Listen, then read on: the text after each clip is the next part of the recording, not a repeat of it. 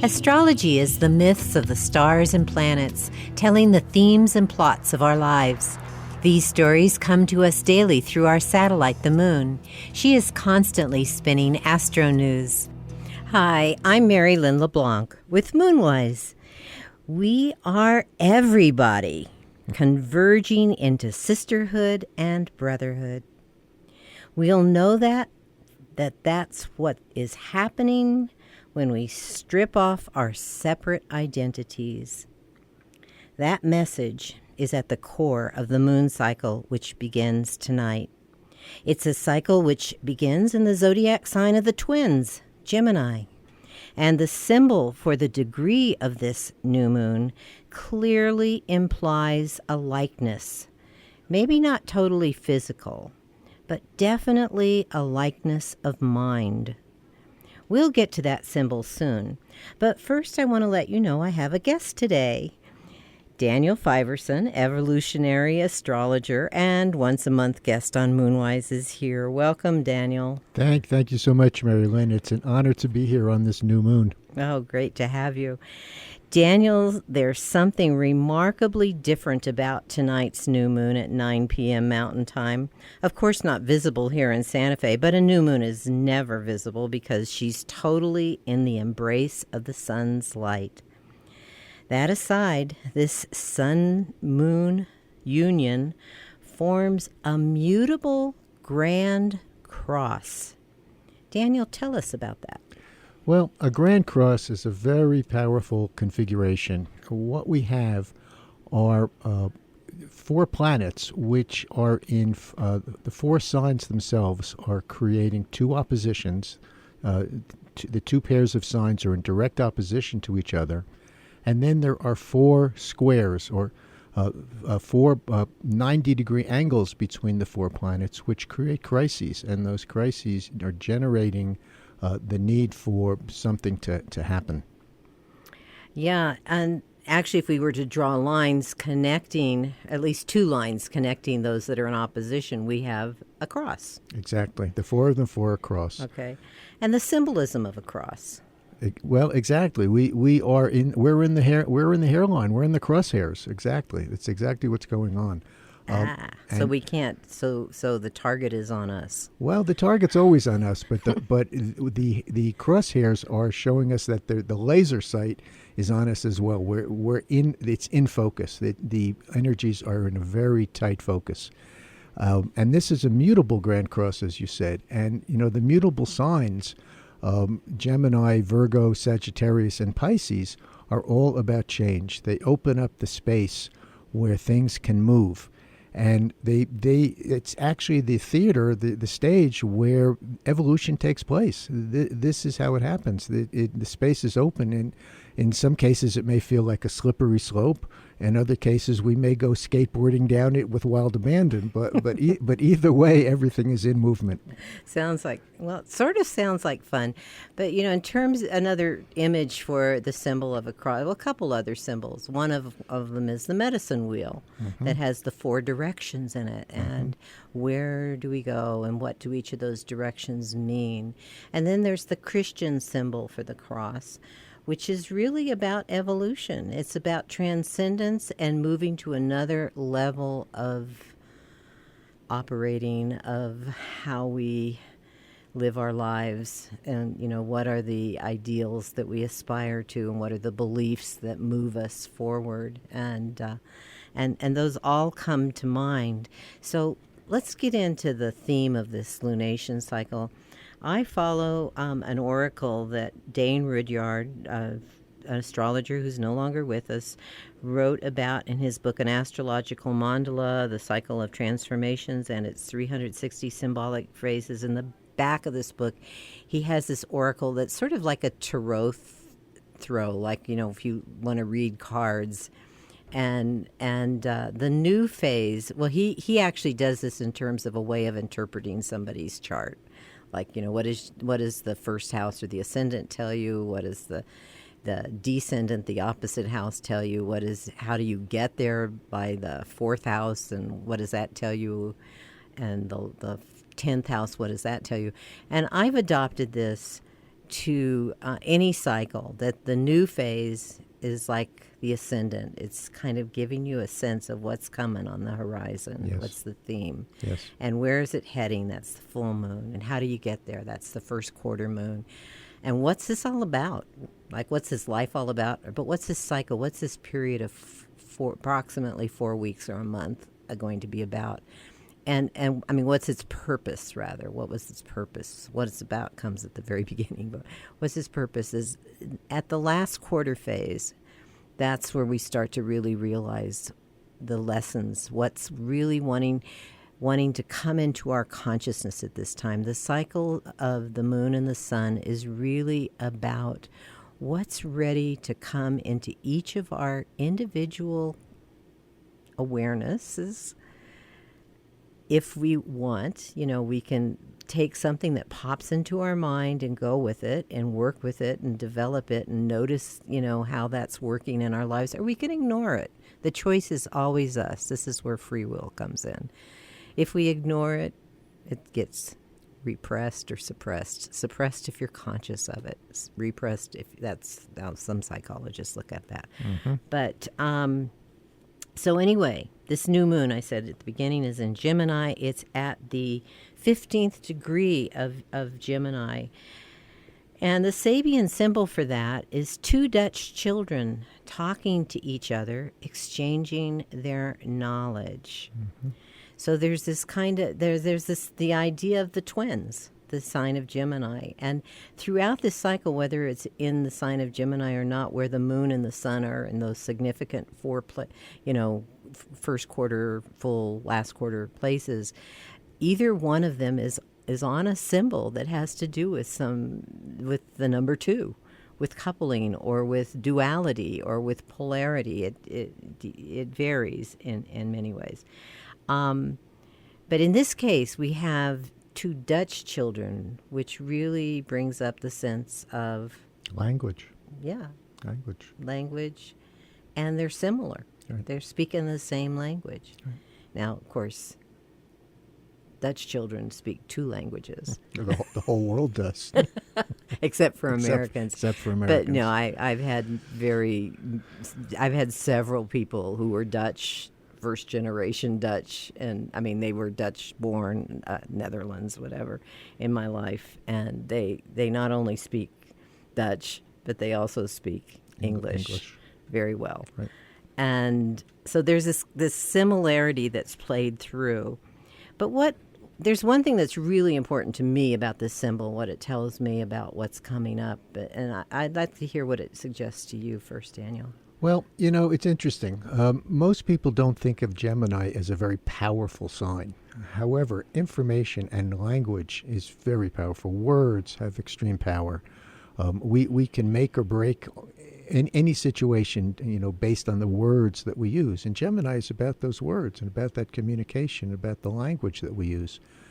There's so much information in the air right now. And we're almost inundated. We're saturated with all these different viewpoints and opinions. It's all very, very Gemini. This new moon is really about all this information and how we are handling it, how we are dealing with it. Do we hear it? Are we ignoring it? Are we repressing it? Are we denying it? And what it also suggests to me, as we're considering when we take in a new piece of information, to what extent or how do we share it? Do we keep it to ourselves and just share it with our inner self? Mm-hmm. Or do we share it with somebody who is of like mind, mm-hmm. who we know will not, poo-poo or shut us off or go, well, why the heck are you bringing that up? But they'll listen and they'll engage and they'll share what they think about it. But isn't it also about sharing it with about somebody who's not of like mind and then running into that whole scenario? Well, you bring up the polarity, and in astrology, polarities are always there. And how do you handle that? Right. So therein lies the core of how, because like I said, these cycles are about our taking in something new mm-hmm. and learning something about ourselves, mm-hmm. growing our self-consciousness.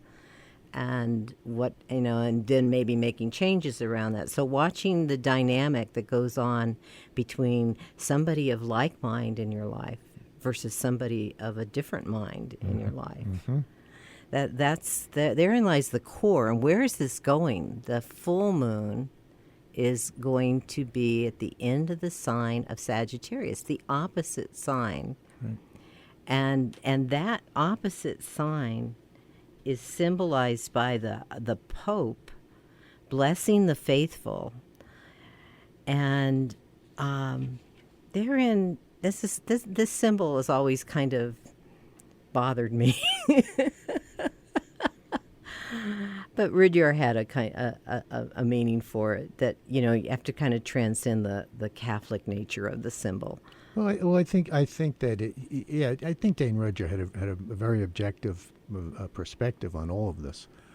I think that using the word Pope, I think just implies a religious nature, something of a almost doctrinal, something that is enforced rather than the belief had maybe come about on its own.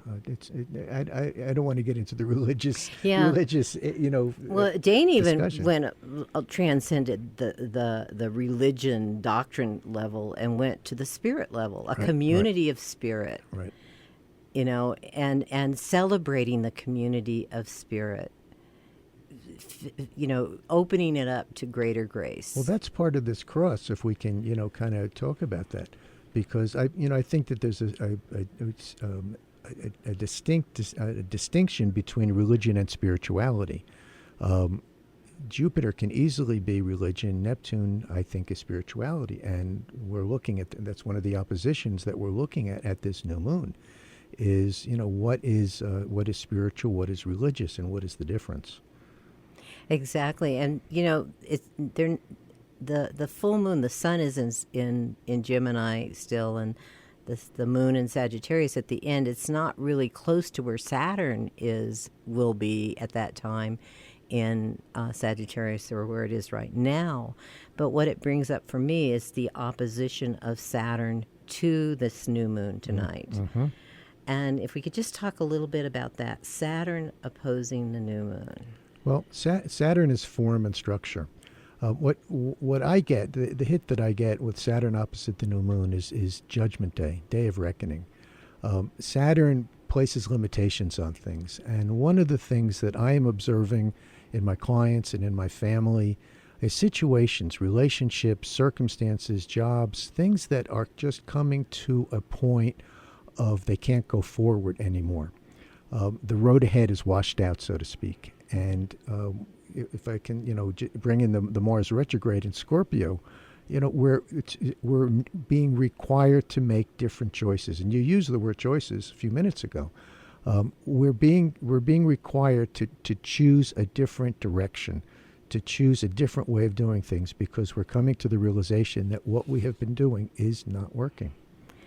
It's interesting. I'm just going to give a brief example, because I was thinking of where this hits in my chart, and I'm going just at the Garden Journal. We just heard Chris Salem thanking Sean Conlon, not Nick Appalucci, who usually is at Nick's last day with us was yesterday. He's taken a great job opportunity. But what it's doing is, the Saturn thing, it's restricting right now while we're in this interim of looking for replacement. And it's shifting. I'm having to, a lot of this is connected with my contributions, and I'm having to reorganize and restructure some of the things I do here in the interim. That's Saturn and Saturn retrograde, restructure. And it's about communication, a lot of it about communication, because this business here of KSFR public radio is about communication. So there you go.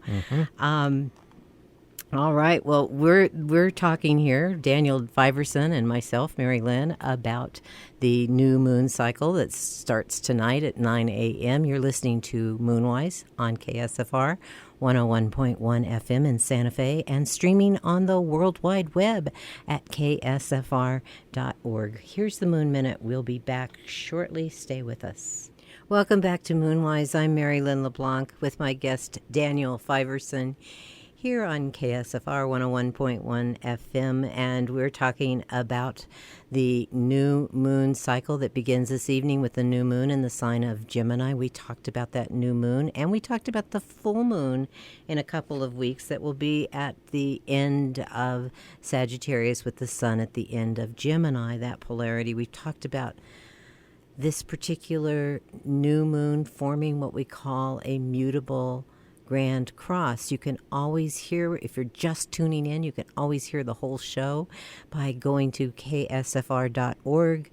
Under the program tab, you'll see podcasts. Go to the podcast. Moonwise is listed alphabetically, and there'll be a title, and you'll be able to listen to the show in its entirety. So Daniel and I are going to continue, though. How do we get to this point of recognizing this unity of mankind that we truly are? We are one in spirit, and that whole process of stepping outside of that identity mask and recognizing that I'm that person over there as well.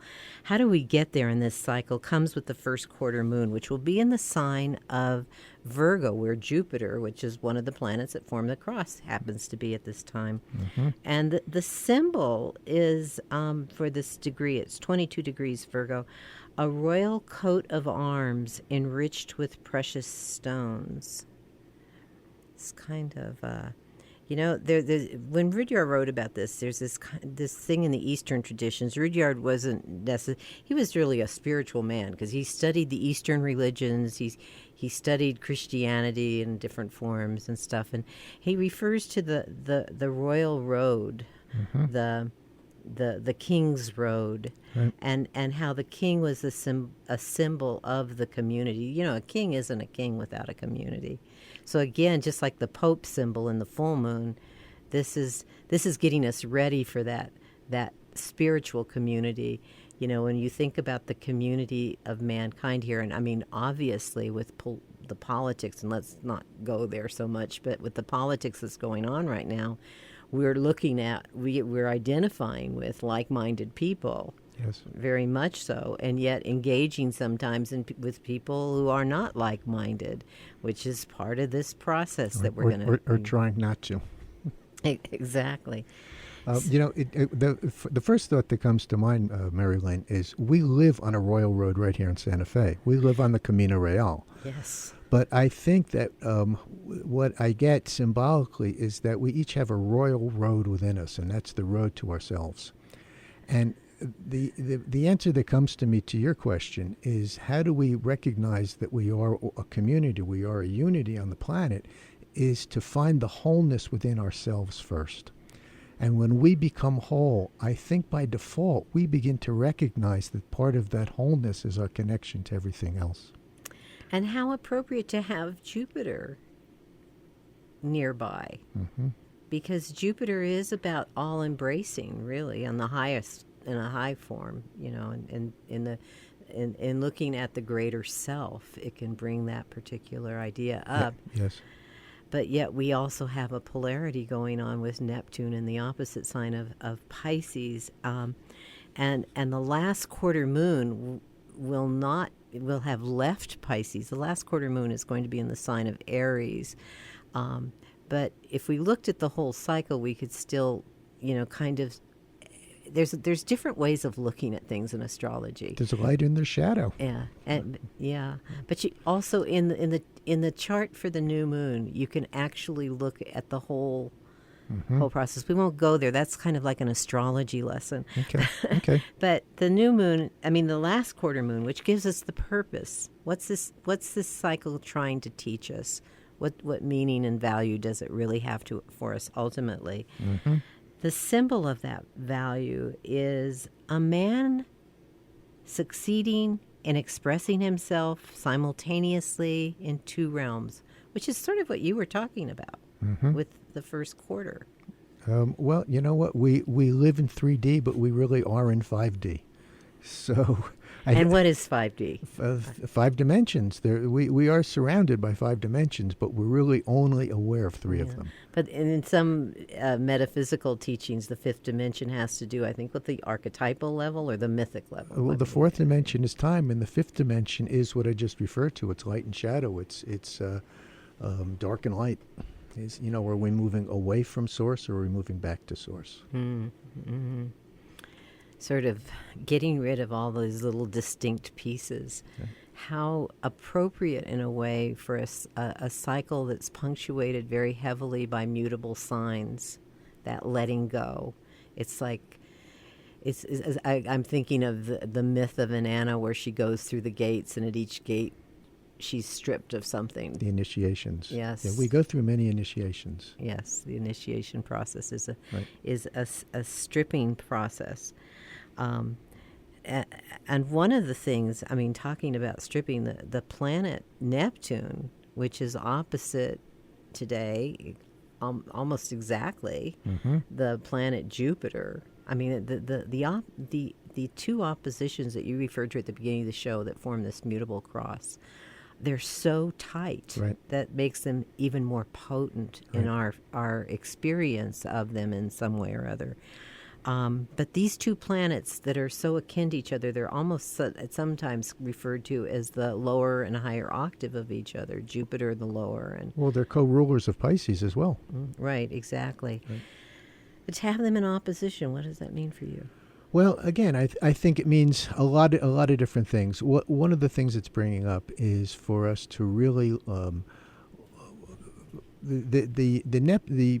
Neptune in this in Pisces right now is this political angst that we're all feeling. It's it's mass consciousness.